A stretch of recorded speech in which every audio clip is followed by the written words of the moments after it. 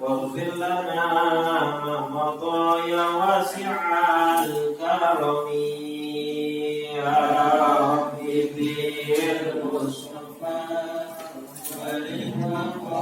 وللمقاصدنا واغفر لنا ما مضى يا واسع الكرم يا أكرم الخلق ما لمن ألوذ به سواك عند حلول الحادث العامم يا ربي المصطفى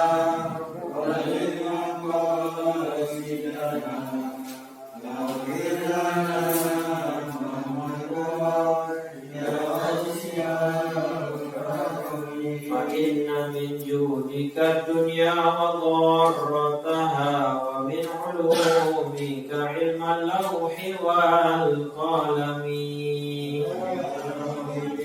المصطفى وللمقاصدنا واغفر لنا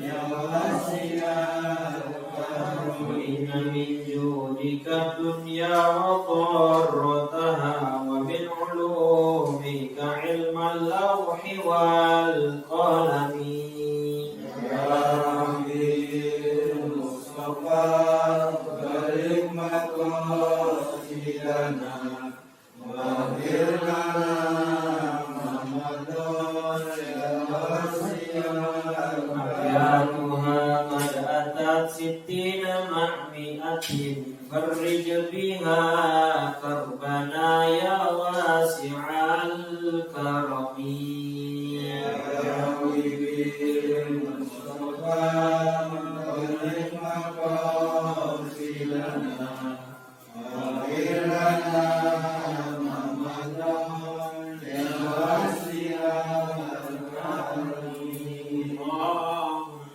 صل وسلم وبارك عليه وعلى آله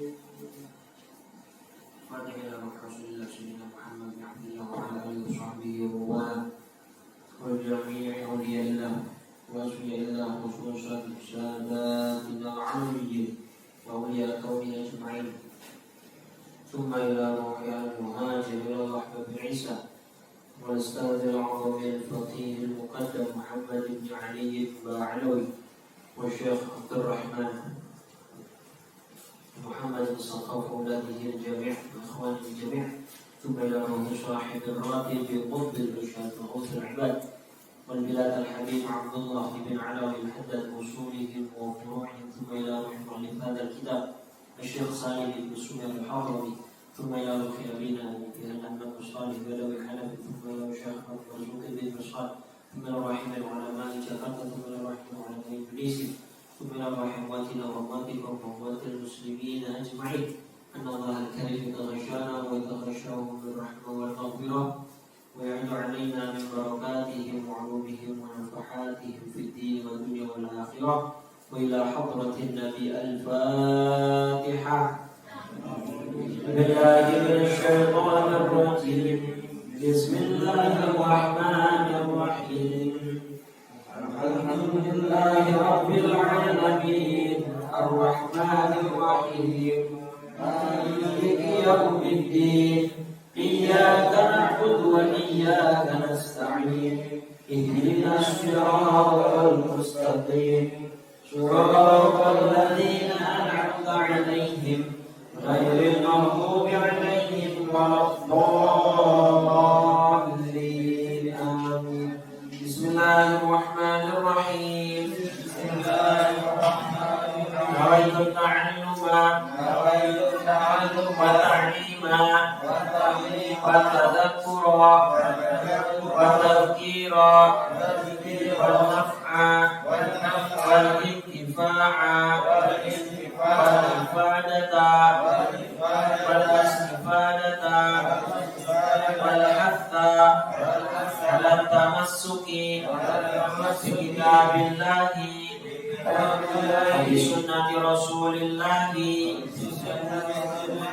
صلى الله عليه وسلم والدعاء إلى الهدى والدلالة على الخير ابتغاء وجه الله ومرضاته وقربه وثوابه.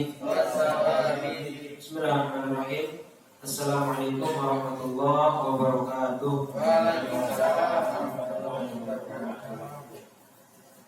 Alhamdulillah, wassalatu wassalamu ala rasulillah Sayyidina Muhammad ibn Abdillah wa ala alihi wa sahbihi wa man walah wa la hawla wa la quwwata illa billah. Subhanaka la ilma lana illa ma 'allamtana innaka antal alimul hakim. Rabbi shrah li sadri wa yassir li amri wahlul 'uqdatam min lisani yafqahu qawli. Saddid lisani wahdi qalbi bihaqqi sayyidina Muhammadin sallallahu alaihi wasallam. Amma ba'du, fa ya ayyuhal hadirun, para asatidz, para guru, para orang tua, para hujjaj, para tokoh masyarakat, segenap pengurus Mushola Ar-Rahman, Bapak Ibu saudara-saudari yang dimuliakan oleh Allah.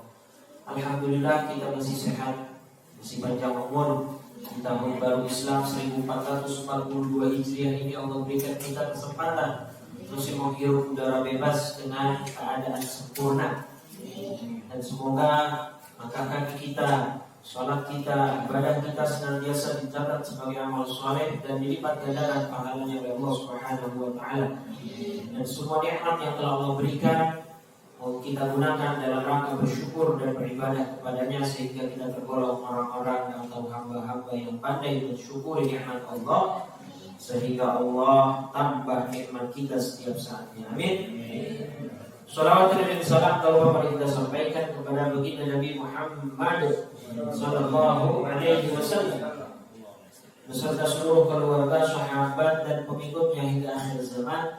Semoga kita yang hadir, jamaah kita, keluarga kita kelak mendapat syafaat dari Nabi kita Muhammad sallallahu alaihi wasallam. Amin ya rabbal alamin.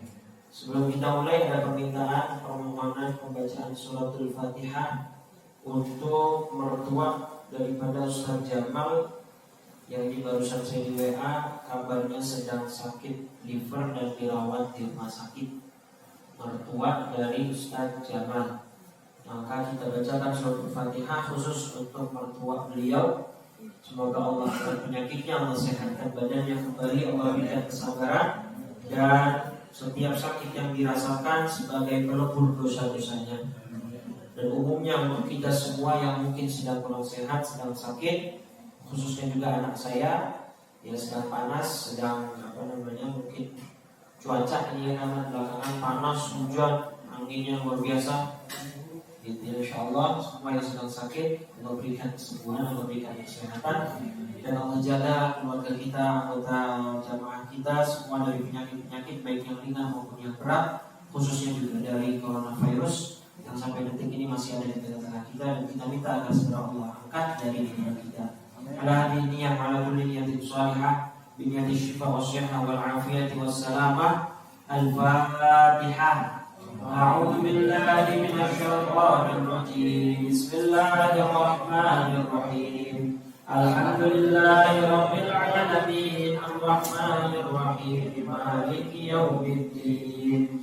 Iyyaka na'budu wa iyyaka nasta'in. Ihdinas siratal mustaqim. Siratal ladzina an'amta 'alaihim ghairil maghdubi 'alaihim waladdallin.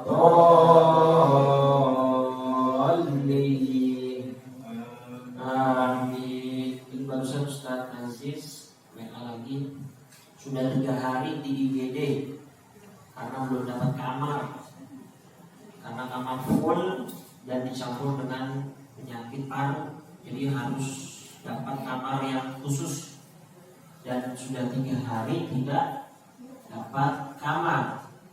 Maka kita doakan insyaallah dengan Fatihah yang sudah kita bacakan semoga diberikan terbaik penanganan oleh Allah Subhanahu wa Ta'ala. Yang ibu mertuanya atau bapak mertuanya? Ibunya sudah sepuh ya. Malam ini kita kita lanjutkan kajian fikih kita. Telah sampai kita pada halaman 27 kalau di catatan saya. Benar enggak?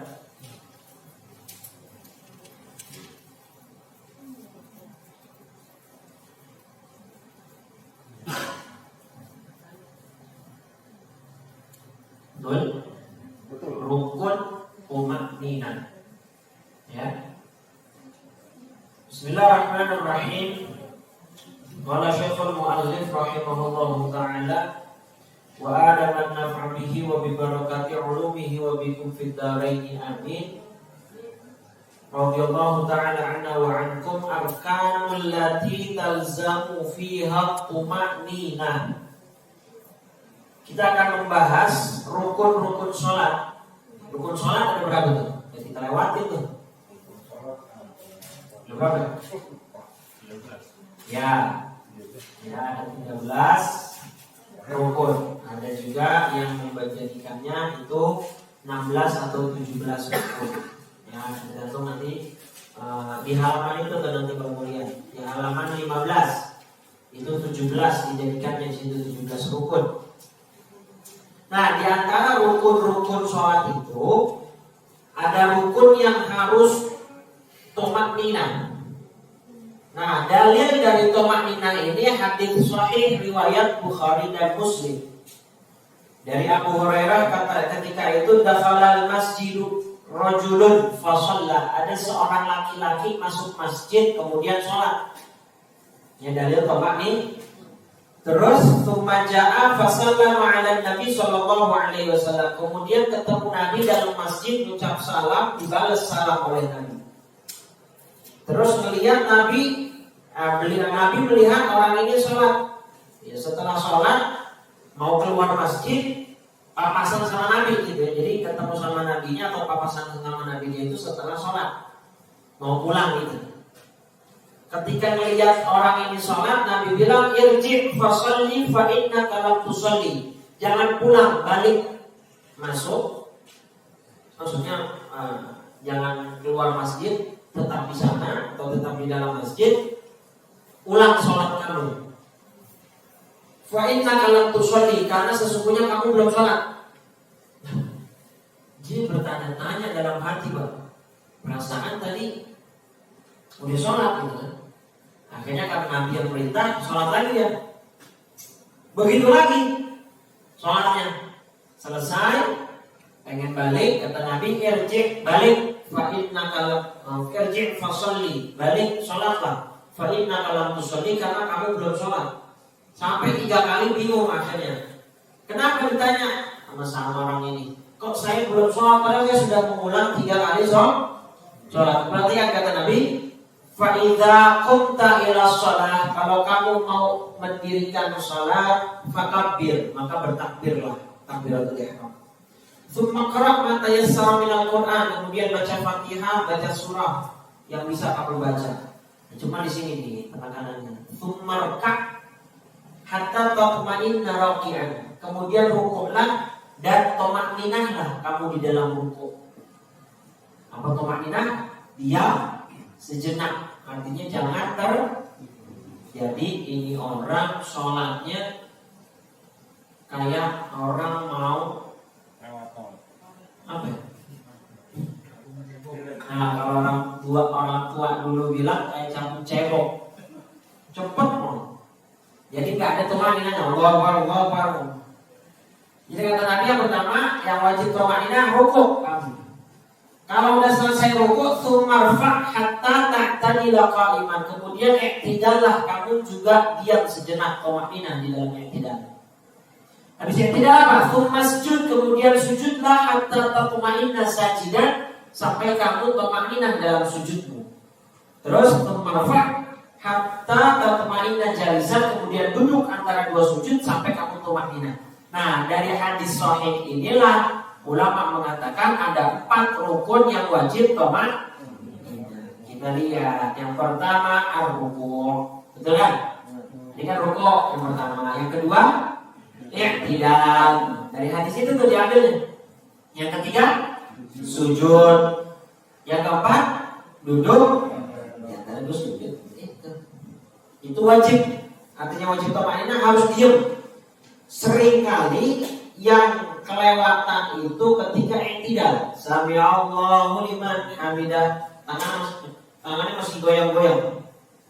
Tangan masih goyang-goyang gerak-gerak begini.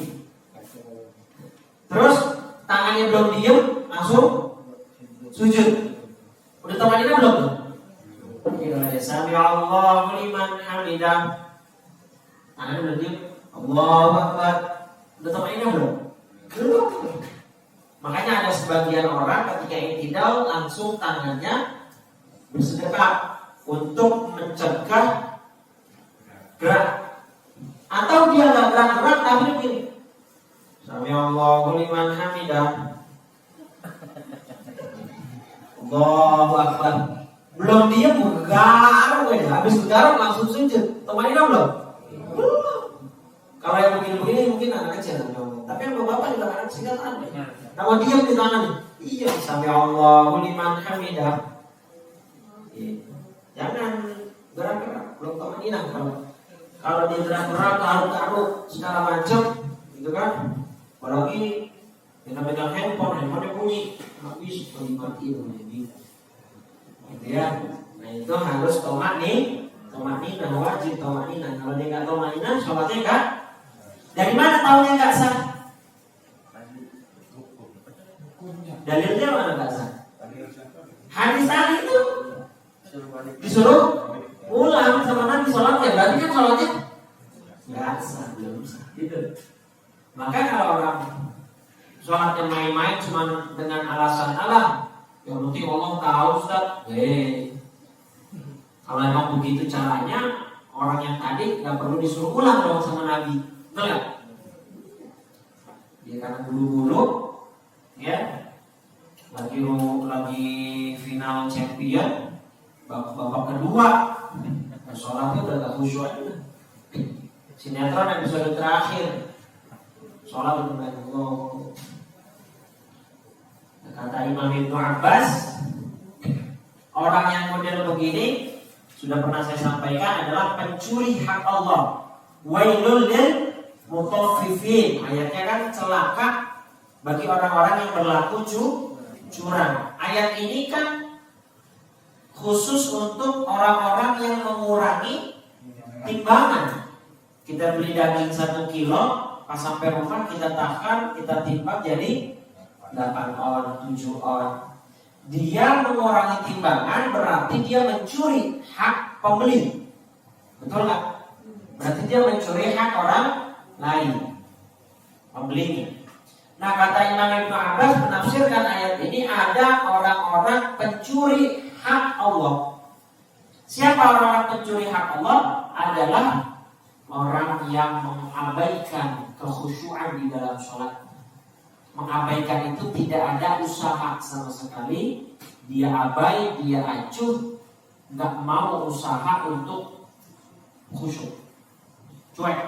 Makanya ayatnya alladzina hum an sholatihim sahun, yang lalai. Jadi orang yang sholat saja masih bisa dikatakan celaka. Padahal dia sholatnya itu sholat yang model begini nih. Untung ada Nabi yang bisa menilai, maka disuruh ulang sholatnya. Coba kalau nggak ada Nabi, 60 tahun, 70 tahun hidup sholat begitu, sangkanya dia sholatnya benar, iya nggak? Banyak juga kasus begitu nanti di akhirat. Begitu menerima amal catatan dia, diprotes. Ya Allah, 60 tahun saya hidup, gak pernah saya meninggalkan sholat, ini kenapa gak ada saldonya, gak ada pahalanya? Ternyata selama ini sholatnya gak pakai ilmu. Imam Syafi'i kan bilang, man arada dunya fa'alaihi bil ilmi. Orang kalau mau dapat dunia harus pakai ilmu. Mau dapat rumah bagus, mau dapat rumah mewah, mau dapat kendaraan bagus, kendaraan mewah, kan harus pakai apa? Ilmu. Dia harus kuliah dulu, dia harus belajar dulu, baru nanti dapat gaji yang besar, baru nanti dapat jabatan yang tinggi. Kalau dunia yang fana, yang tidak kekal saja harus pakai ilmu, apalagi akhirat. Itulah makanya pentingnya ngaji. Dimanapun kita harus ngaji. Jangan puas dengan ilmu yang sudah kita miliki, terutama hal-hal yang berkaitan dengan fardu kifayah, fardu ain, yang kewajiban secara individualis. Kewajiban kita secara individual apa? Sholat, puasa, yang perempuan terkait dengan haid, nifas, istihadah, ya, dan seterusnya dan seterusnya. Nah, maka alhamdulillah musholar rahman, istiqamah, kita ngaji fikih biar ibadah sholat kita khususnya itu bisa mendekati kebenaran dan kesempurnaan. Walaupun kita tahu mungkin tidak bisa sampai sempurna 100%, tapi paling tidak kita sudah belajar. Jadi ruku harusnya tidak Allahu Akbar, rukunya dulu Sami Allahu liman hamidah, tidaknya diam. Apa sujud Allahu Akbar. Ini kagak, sering banget saya lihat sujud kakinya main garuk-garukan. Tahu nggak maksudnya kaki main garuk-garukan? Ini kan kaki nih, kaki yang kanan garuk yang kiri, kaki yang kiri garuk yang kanan. Kakinya sendiri kan gerak, diem. Dan kalau sujud, ya, kalau buat laki pria tangannya diangkat, nggak boleh diletakkan di lantai, ya. Jadi yang hanya di lantai hanya telapak tangan diangkat. Karena kalau dia ditempelkan di lantai, kata Nabi itu seperti apa yang duduknya begini, gugup, ya, seperti anjing. Tidak boleh, makruh, bukannya haram, ya. Jadi kalau ada orang kita melihat sholat seperti itu, sujud seperti itu, jangan disalahkan, dibenarkan, dikasih tahu, ya. Dia nggak batal sholatnya, artinya dengan begini nggak membatalkan sholat, ya. Cuma makruh, Nabi tidak suka. Nah, duduk di antara dua sujud juga. Dia duduk di antara dua sujud juga harus bermakni. Dalilnya tadi hadis riwayat Bukhari dan Muslim bahwa ada orang yang sholat, ya, disuruh mengulang sampai 3 kali karena sholatnya tidak sempurna. Khususnya itu tadi yang disebut secara spesifik, disebut oleh Nabi yang paling ini khusus. Rukuk, i'tidal, sujud, duduk di antara dua sujud itu disebut secara khusus oleh Nabi Muhammad SAW. Nah, untuk bab Tomaninah ini ada pertanyaan nggak? Ya. Secara logika, kalau kita di tiap rukun ini, di tiap ruku tidak semua yang ditegur oleh Nabi itu dia nggak baca apa dong. Soalnya kan standarnya adalah subhanallah doang. Nah, iya, makanya. Subhanallah itu berapa detik sih subhanallah? Artinya kan dia nggak baca doang. Makanya berarti dia sholat ya sekedar ritual menggugurkan kewajiban saja. Ya kayak anak bocah lah, ya. Betul. Logikanya kan gitu. Kalau kita membaca doa pasti belum tidak subhanallah. Betul. Atau dia membaca doa, tapi itu tadi dibarengi dengan gerakan-gerakan, ya kan? Bisa saja dia membaca doa, tapi dibarengi dengan gerakan-gerakan yang membuat dia tidak. Makanya kan kalimatnya hatta tatma'inna, sampai kamu tenang rukuknya. Tatma'inna itu kan tenang, diam. Mungkin dia baca lama, gitu kan? Atau standar subhanallah, tapi ada gerakan-gerakan yang membuat itu tidak terhitung sebagai tumaninah. Ya. Nah, itu yang dia gerak-gerak, yang dikira menari saman, gitu ya, seperti itu. Bisa jadi seperti itu. Baik, ada lagi?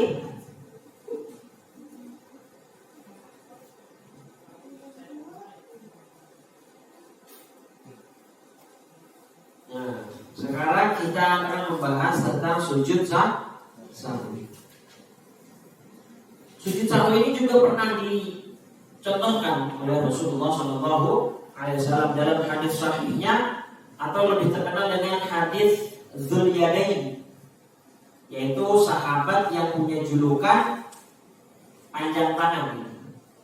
Panjang tangan kalau kita konotasinya negatif, ya. Ya, tapi ini maksudnya sahabat yang memiliki keunikan, ya. Nanti hadisnya panjang itu. Yang intinya Nabi sholat zuhur 2 rakaat.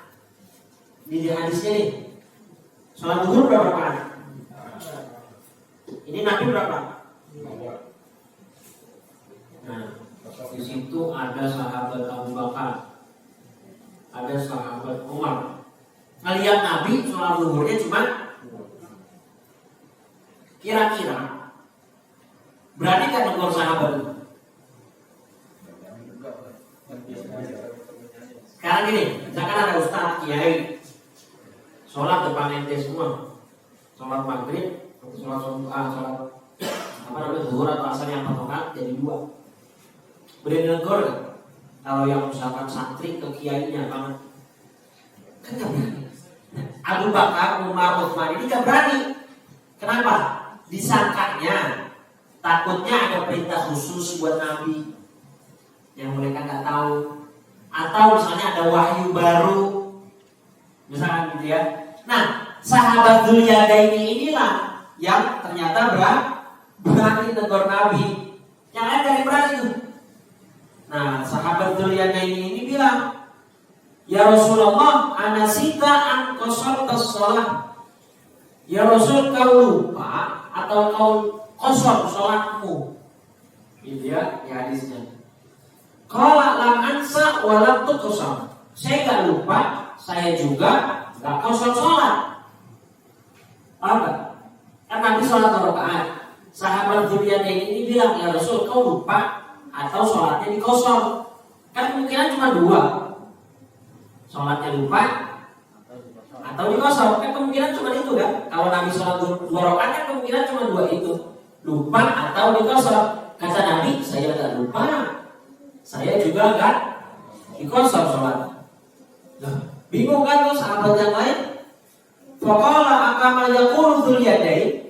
Nabi nanya ke sahabat yang lain, benar yang diomongin dia nih? Saya tadi sholat 2 rakaat. Gitu kan? Faqalu, yang lain ketiga berani ngomong, sampai Abu Bakar, Umar juga enggak berani ngomong. Baru setelah ditanya Nabi, benar yang diomongin Dzuliyadaini bahwa saya sholat 2 rakaat. Qalu na'am. Betul ya Rasul.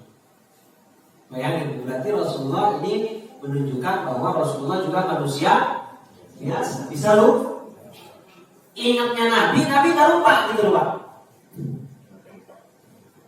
Ingatnya Nabi, sadarnya Nabi, sholatnya 4. Tapi faktanya banyak saksi yang menyaksikan 2 gitu loh. Makanya Nabi sampai meyakinkan, benar yang omongan Dzuliyadaini.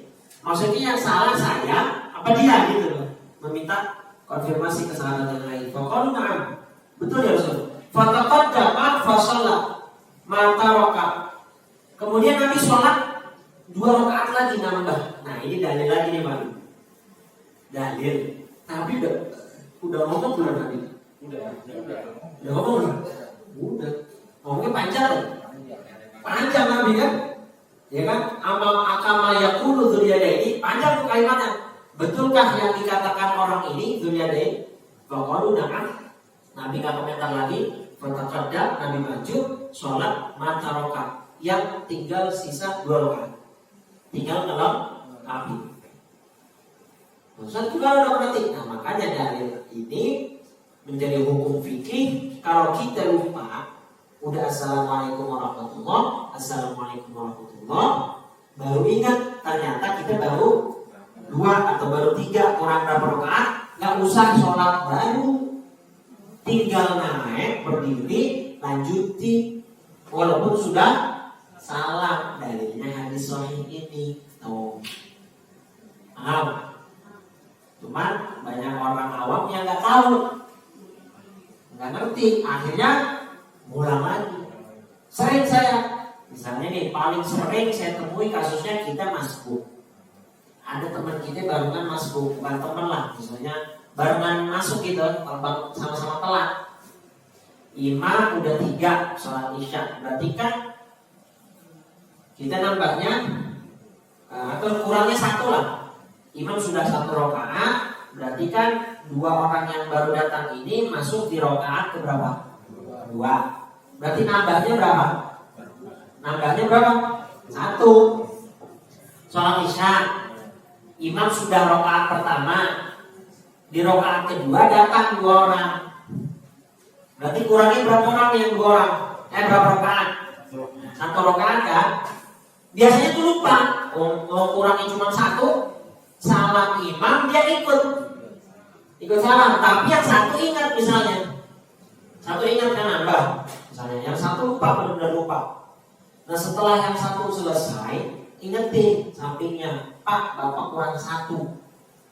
Nah kalau dia paham, kalau dia ngerti dalil ini, kalau dia tahu hadis ini, dia nggak usah pakai ulang, tinggal nambah 1. Kenapa? Karena kita yakin bahwa dia tadi bareng kita, berarti omongannya pasti benar. Orang bareng datangnya. Paham?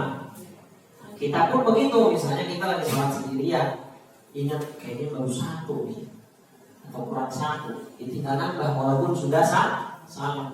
Hadisnya ini dia dari Nabi sudah ngomong tuh. Akama yaqulu dzuliyadaini, apakah betul yang diomongin orang ini dzuliyadain? Betul ya Rasulullah. Fataqaddama fa shallama tarak, Nabi maju salat yang sisanya 2 rakaat, tsumma shalla, kemudian Nabi salam, tsumma kabbara wa sajada mithla sujudihi aw aqwal, tsumma rafa'a ra'sahu wa kabbara tsumma kabbara wa sajada mithla sujudihi aw aqwal. Terus jadi Nabi sebelum salam itu Nabi sujud. Itu dia dari sini nih hadisnya. Jadi karena sujud mithla sujudihi aw aqwal, seperti sujud di dalam sholat atau lebih panjang sedikit. Itu bahasanya. Jadi sujudnya itu sama dengan sujudnya sholat, artinya dalam hal durasi aw aqwal atau lebih panjang. Bacaannya apa? Gak dijelasin sama Nabi. Jadi Nabi praktekin sujud sahwinya tanpa mengajarkan bacaan. Jadi gak usah baca apa sebenarnya gak masalah. Gitu ya. Innaka hamidum majid, Allahu akbar, Allahu akbar, Allahu akbar, Allahu akbar. Diketahui. Assalamualaikum warahmatullahi wabarakatuh. Assalamualaikum. Cuma ulama kita berijtihad bacaannya subhana man la yanamu wa la yasbu. Apa artinya? Maha suci Allah, zat yang tidak pernah tidur dan tidak pernah lupa. Orang sujud sahwi karena apa? Lupa. Nah, maha suci Allah dari zat yang tidak pernah tidur dan tidak pernah lupa. La ta'khudhuhu sinatu wala naum. Ya, la ta'khudhuhu sinatu wala naum, yang tidak pernah lupa dan tidak pernah tidur. Kalau kita tidur mulu, lupa mulu. Seringan lupa, seringan tidur. Apalagi kalau udah punya utang, pura-pura ditagih, pura-pura lupa. Nah, dari hadis dzuliyadaini inilah ulama memformulasikan hukum sujud sah. Nah, sekarang kita akan bahas sebabnya apa orang kok disunahkan sujud. Ada 4. Nah, termasuk yang asbabus sujudi sahwi 4. Sebab orang disunahkan, sunah loh ya. Artinya kalau dia pun nanti lupa lagi sujud sahwinya, dia kan lupa nih. Kalau rakaatnya kurang, dia lupa lagi. Kalau orang lupa rakaat harus sujud sahwi, atau bukan harus, disunahkan sujud sahwi. Jadi sujud sahwinya pun kelewatan, kelupaan, maka sholatnya tetap sah, tapi tidak sempurna saja, karena memang sujud sahwi hanya tapi juga menjadi rukun. Artinya bukan orang lupa wajib sujud sahwi, enggak, disunahkan mengikuti sunnah Nabi, karena Nabi juga sujud. Tapi karena dia udah semakin tua, semakin pikun, sampai sujud sahwinya juga lupa. Gitu ya. Nah, itu nggak masalah.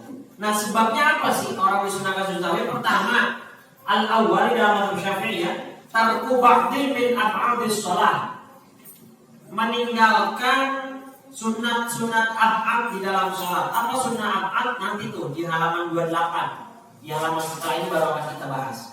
Jadi di dalam sholat kan ada rukun, ada sunnah. Nah, dalam mazhab Syafi'i sunnah sholat dibagi 2. Sunnah ab'ad dan sunnah hayat. Sunnah ab'ad apa saja nanti ada 7 di halaman selanjutnya. Intinya kalau nanti sunnah ab'ad ini ditinggalkan maka dia sunnah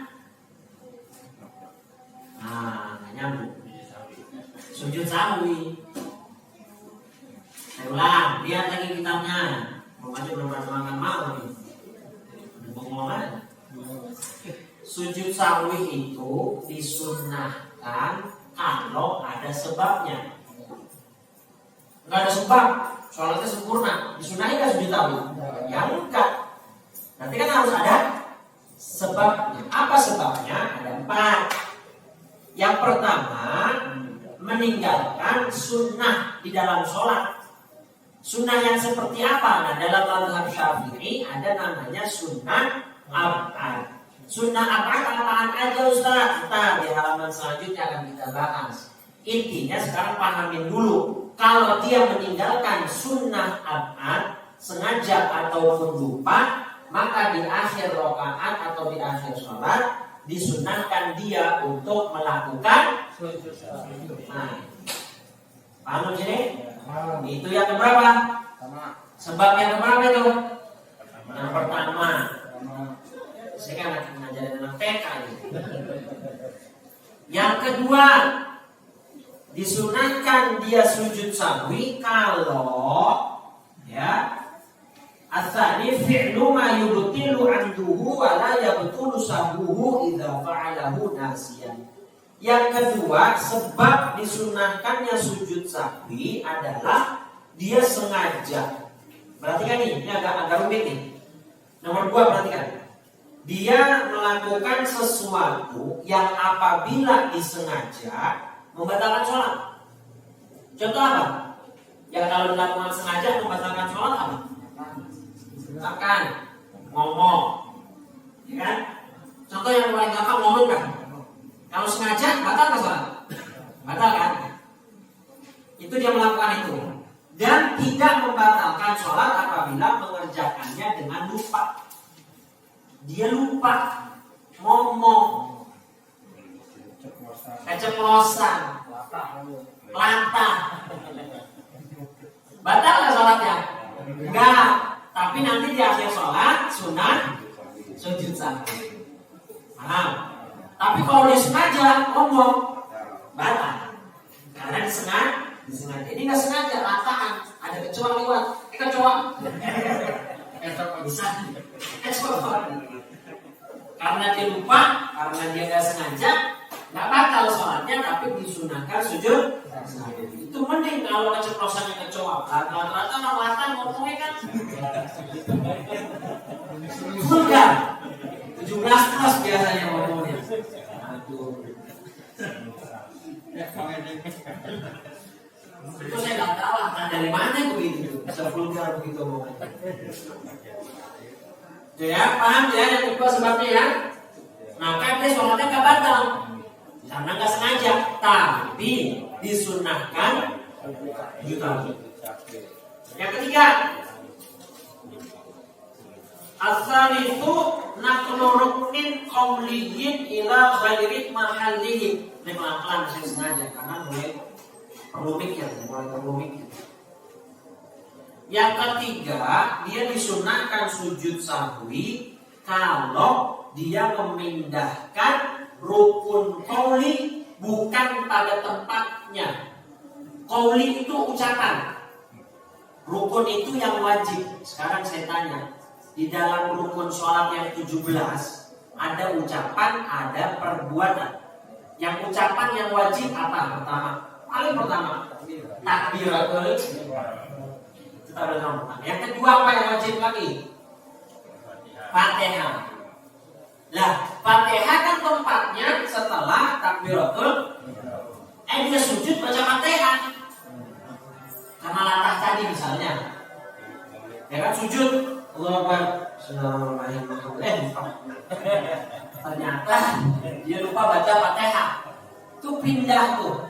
Rukun qauli atau rukun ucapan yang tempatnya pada awalnya setelah takbiratul ihram dipindahin di tempat sujud. Itu contoh saja. Maka sholatnya nggak batal. Fatihah dibaca pas sujud, nggak batal sholatnya.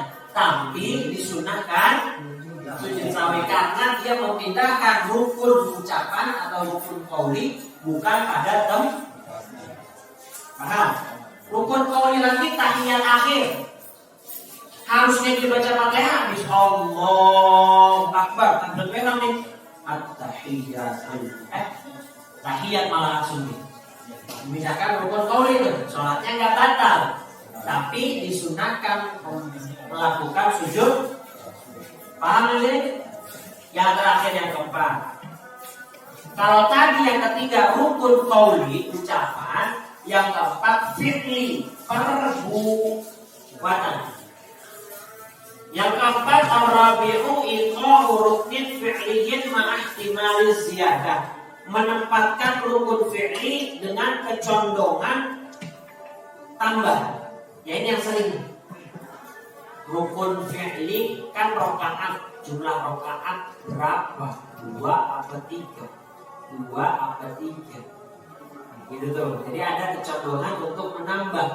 Maka ambil yang sedikit, tambah rakaatnya, di akhir disunahkan sujud 3 apa 4? 3 apa 4? Maka yang diambil 3. Gak usah ragu-ragu lagi. Walaupun pada aslinya 4 gak masalah. Walaupun pada aslinya sholat kita ternyata 5 gak masalah. Karena kita ragu, maka diambil yang yakin. Ragunya 3 atau 4. Berarti yang yakin berapa? Yang yakin pasti 3. Yang keempatnya kan ragu. Nah, yang udah pasti yakin dikerjain itu 3 rakaatnya. Karena ragunya antara 3 atau 4. Maka yang 4-nya nggak dianggap karena ragu. Yang diambil yang yakin. Maka kurang berapa? 1. Nambah 1.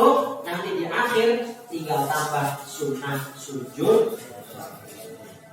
Nah, di sini ada berapa sebab orang disunahkan sujud sahwi? Ada 4. Yang pertama, dia meninggalkan sunnah al-had di dalam sholat. Apa sih Ustaz sunnah al-had? Entah di depan. Pokoknya sunnah-sunnah. Kayak diantaranya yang paling gampang adalah kunut. Dalam mazhab Syafi'i itu kunut itu sunnah. Maka kalau dia sholat subuh lupa baca kunut, sunnah diganti dengan sujud sebelum salam ya. Habis innaka hamidum majid, sebelum salam sujud 2 kali. Seperti sujud, makanya kan bahasanya mithla sujudihi aw atwal, seperti sujud biasa atau lebih panjang sedikit. Berarti kan ada yang dibaca sama Nabi gitu. Karena ada bahasa lebih panjang sedikit. Ya, walaupun diam aja nggak masalah. Dia usaha. Jika entar dia lagi sujud sahwi, dia lupa, ini gue sujud apaan? Jadi ulang, ada berapa sebab yang menyebabkan orang sunnah sujud sahwi? Ada 4. Meninggalkan sunnah sholat, yaitu sunnah al-had. Apa saja nanti kita bahas. Yang kedua, dia Yang kedua, melakukan sesuatu yang kalau dilakukan sengaja itu batal. Tapi ini dia lakukan tidak sengaja. Contohnya ngomong kalau sengaja batal. Kalau nggak sengaja nggak batal, tapi sunnah sujud. 3, memindahkan rukun qauli bukan pada tempatnya. Baca Fatihah di dalam sujud, baca tahiyat di dalam ruku misalnya. Itu mindahin rukun ucapan. Yang keempat, itu dia menempatkan rukun fi'li, rukun perbuatan, ya dengan kecondongan dia untuk ditambah. Tadi ragu-ragu jumlah sujudnya udah sekali atau 2 nih. Sujud dalam 1 rakaat berapa kali? 1 rakaat sujud berapa kali? 2. Dia ragu nih. Sujud udah ada 2 atau 1. Biasanya ada yang mengaku begitu tuh. Maka harus tambah sujud, nanti di akhir disunahkan dia sujud sah. Ini ya. Itulah 4 syarat, bukan 4 syarat, 4 sebab yang menyebabkan seseorang disunahkan untuk sujud sah. Ada pertanyaan sampai sini? Boleh.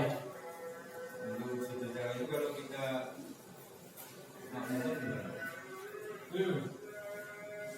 Pertanyaan bagus. Kalau kita jamaah, kunci ya, kaidah. Kita harus mengikuti imam. Misal, kan tadi meninggalkan kunut salah satu sunnah yang kalau ditinggalkan atau dia lupa, ya disunahkan sujud sahwi.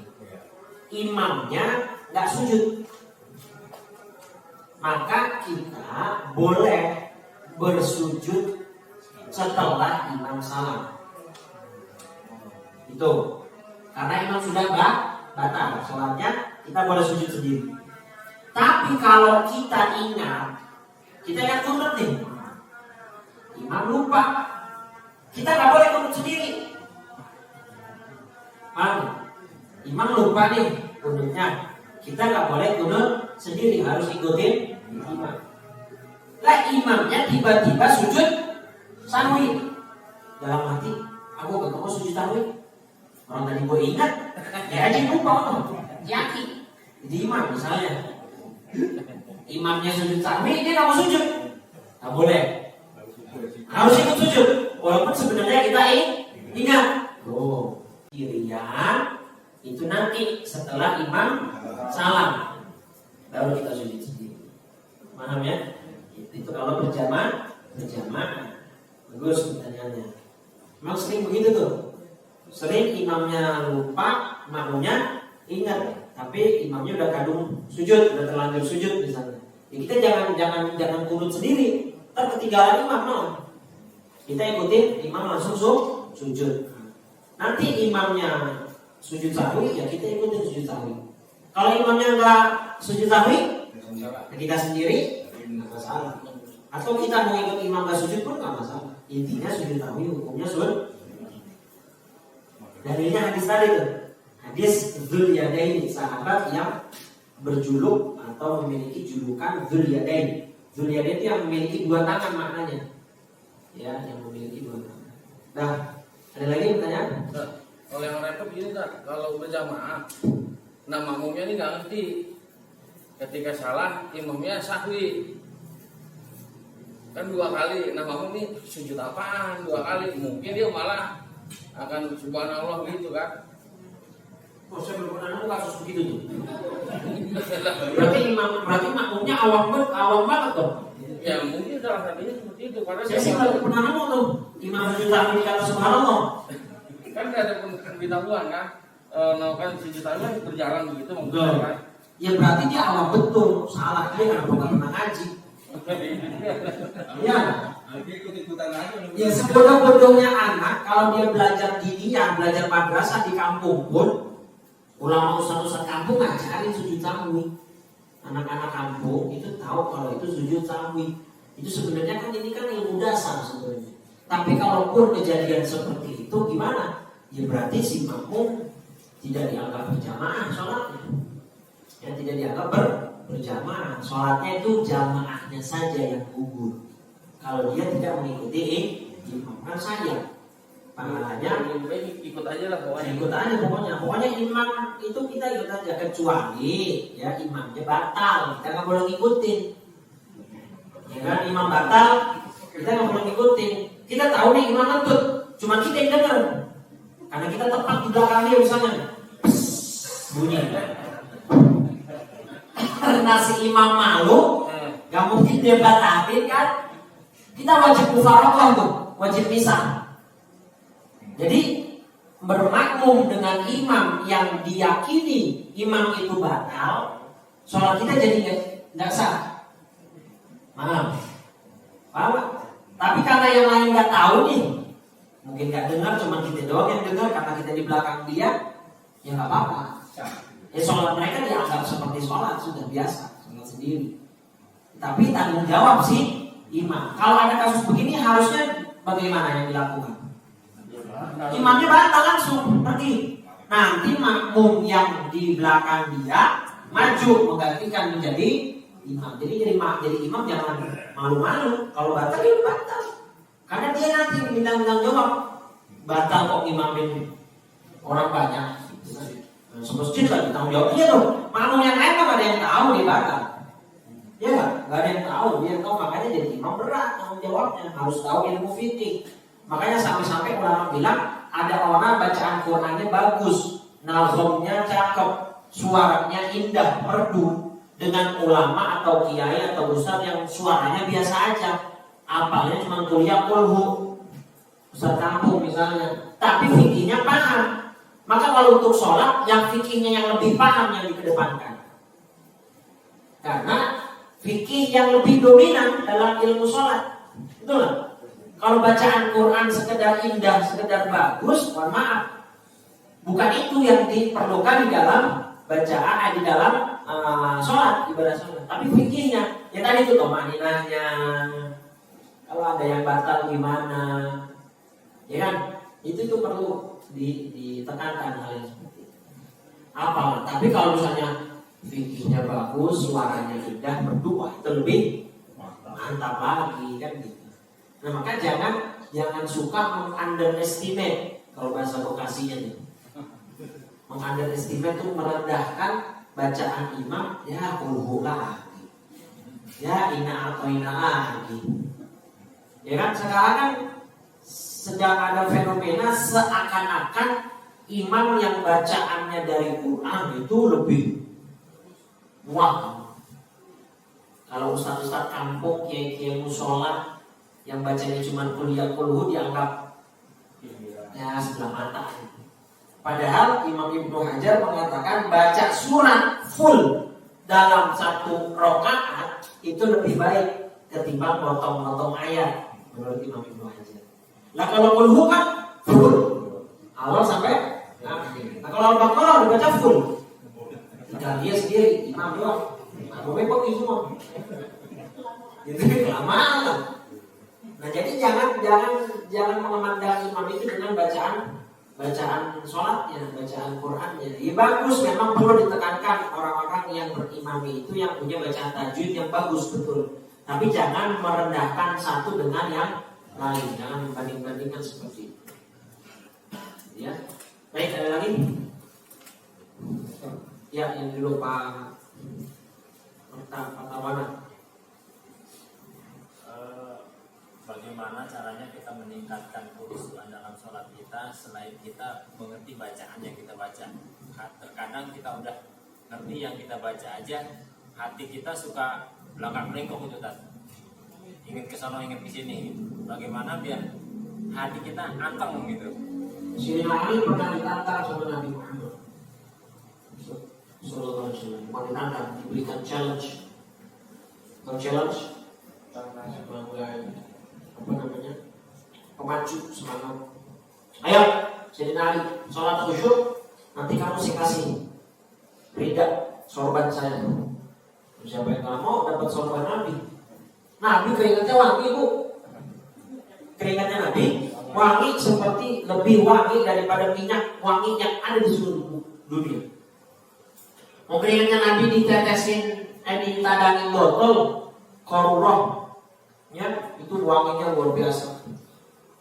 Nah dari awal sholat Sayyidina Ali sampai tahiyat akhir khusyuk.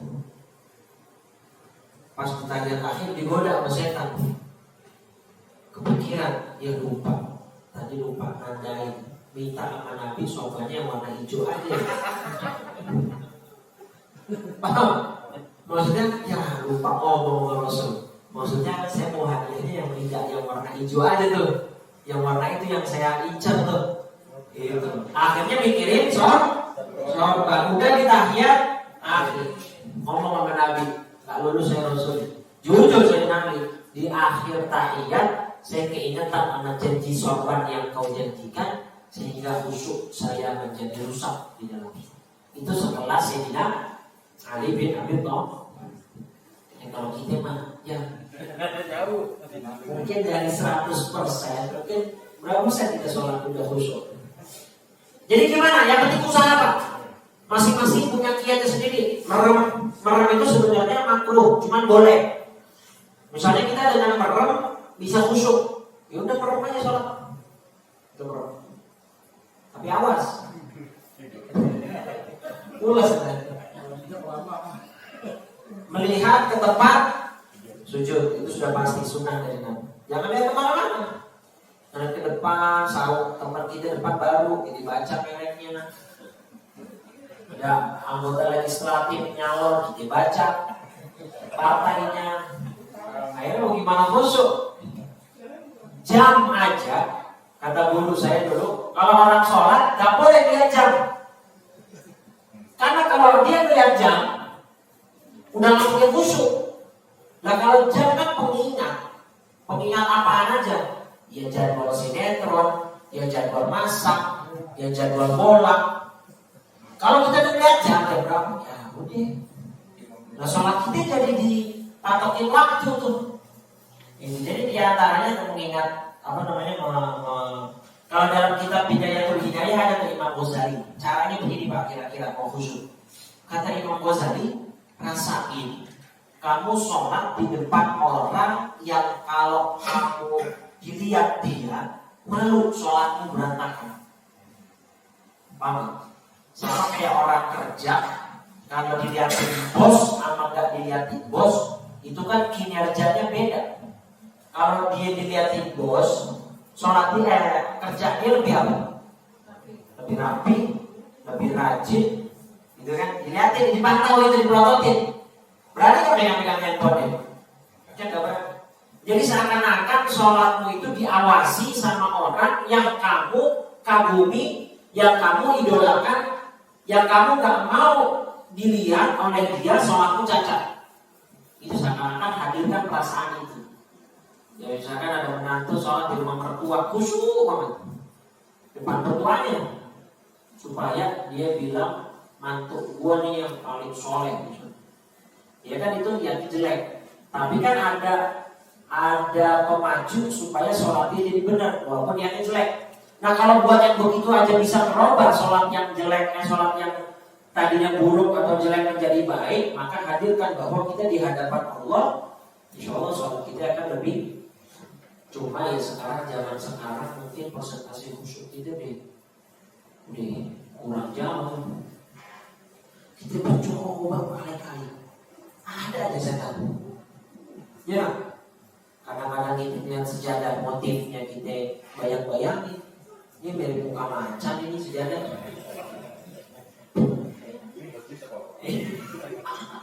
Kadang-kadang sejadah yang bener-bener habis kita pandangin, berubah lagi pikiran dia. Pokoknya intinya jangan, kata Imam Ibn Abbas, patokannya jangan mengabaikan, artinya jangan terus putus asa. Udah amat sholat mau gimana kan kita sholat, jangan. Tetap usahakan ini gitu ya. Insya Allah kalau itu Allah maklum lah. Kita hidup di akhir zaman, kita hidup di zaman TikTok. Ya sholat khusyuk gimana nih? Kayak di TikTok tiap hari. Ya, apalah juga gerakan joget TikTok sama gerakan sholat. Ya Allah. Yang penting kita khusyuk usahakan. Terakhir, nyantok. Waalaikumsalam. Misalnya udah waktu masuk sholat, gitu. Kumandang aja masih berkumandang, tapi kita sholat nggak mau sendirian. Belum selesai azan kita sholat juga, itu gimana? Mendengarkan azan hukumnya sunnah. Menyalahi sunnah berarti hukumnya jadi makruh. Mendengarkan azan hukumnya menyalahi sunnah itu jadi makruh.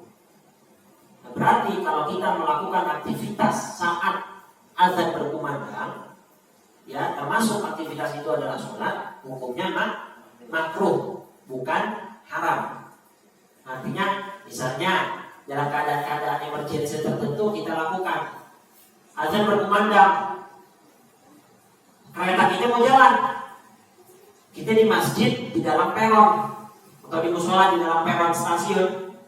Kalau kita nggak sholat langsung pas azan berkumandang, ketinggalan. Ketimbang kita sholat di kereta dalam keadaan duduk, ya kan? Mendingan sholat duluan dalam keadaan sempurna. Tapi kita tidak mendengarkan azan dulu. Tapi ini kan ada ilmu perbandingan. Kalau kita dengerin azan, kita ketinggalan kereta, mudarat, benar nggak? Kalau kita sholat di kereta, sholat fardu kan nggak sempurna kalau duduk. Kalau sholat sunnah boleh. Nah, maka gimana? Ya udah waktu udah masuk, kita buru-buru menjalan kereta. Ya udah kita sholat dulu sama kawan kita misalnya berdua, buat supaya dapat masuk kereta. Sholat fardunya tetap sempurna. Boleh kayak gitu. Jangan kayak di Instagram tuh ada video dari Palestina apa di itu India. Keretanya lagi istirahat di stasiun, semua turun sholat. Keretanya jalan. Sholat baru 1 rakaat mabuk, mau dibatalin bingung. Akhirnya yang belakang batalin. Imamnya tinggal sendirian, kagak ada jamaah, dibatalin juga ya, kejar-kejar itu kereta. Ada tuh videonya tuh lucu tuh. Nah, gitu ya. Jadi ibadah itu ada caranya. Kalau dia lagi musafir kan tinggal bisa dijamak takhir atau jamak takdim. Gitu ya. Jadi jangan kalau kata Ustaz Adi Hidayat jangan kelewat soleh. Dalam musafir orang boleh jamak, boleh kosong. Ini sholat sempurna. Zuhurnya 4 di waktunya, asar 4 di waktunya. Ini kelewat soleh namanya ini. Giliran lagi di rumah sholatnya taran. Dengan di perjalanan dikasih diskon malah nggak diambil, gitu ya. Jadi ada ilmunya. Jadi intinya sholat ketika azan berkumandang hukumnya makruh. Makruh itu tidak disuka, tidak dianjurkan. Ya kalau bisa ditinggalkan. Baik, saya kira cukup. Ya sudah lewat banyak. Alhamdulillah. Ya kajian kita insyaallah bermanfaat dengan banyaknya pertanyaan. Insyaallah bermanfaat. Jadi sholat kita tomakninahnya di 4 tempat, rukuk, i'tidal, sujud dan duduk di antara 2 sujud. Ya, jangan sampai kita bergerak dan kita tidak sah sholat kita di hadapan Allah Subhanahu wa taala. Semoga seluruh sholat kita dari mulai kita akil balik sampai kita kena wafat Allah terima seluruh sholat kita baik yang fardu maupun yang sunnah. Amin ya rabbal Abdul ma'buduhu ana wa nabiyyuna min qabli la